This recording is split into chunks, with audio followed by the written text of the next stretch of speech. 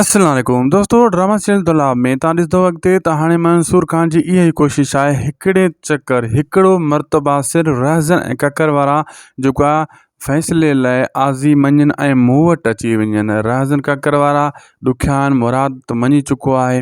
उहो इहा ई कोशिशि छा थिए हिकु चकर मूं वटि अची वञनि, भले 10 ॾींहं छो न लॻी वञनि, इन्हनि खे तूं ठाहे भाकुर पराए पोइ मोकिलींदुसि। लेकिन इहा जेका बार बार फायरिंग हली रही आहे इन्हनि जे मथां, हू काॾां ईंदा मंसूर खान ॾे।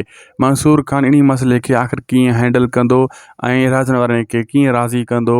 दोस्तों, मंसूर खान सिधी ॻाल्हि वञी कंदो रहज़न वारनि खे, इहा फायरिंग जेका तव्हांजे मथां थिए थी मां नथो करायां, मां कोई डिॼणो न आहियां लिकी तव्हां ते वार करायां, मां ताक़तवर आहियां, तव्हां खां सिधो विड़ी सघां थो।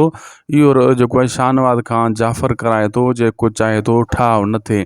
रहज़न ककर खे वॾो सम्झाईंदो, आहिस्ता आहिस्ता इन्हनि जे ज़हन में इहा ॻाल्हि वेहिजी वेंदी त थी सघे थो वाक़ई इहो शाहनवाज़ मथां इहो हमिलो कराए रहियो हुजे, जो इहो सोचे रहियो हुजे हीउ ठाव न थिए। अहिड़ो हमिलो त अॻे बि थियो हुयो, हाणे वरी थियो आहे, बार बार थी रहियो आहे। पोइ हू मंसूर खान ॾांहुं आहिस्ता आहिस्ता वधणु शुरू कंदा रहज़न ककर वारा ऐं फ़ैसिले लाइ हा करींदा ऐं हामी भरींदा। असांखे ॾींदा इजाज़त, सब्सक्राइब चैनल खे ज़रूरु कंदा। अल्लाह हाफ़िज़।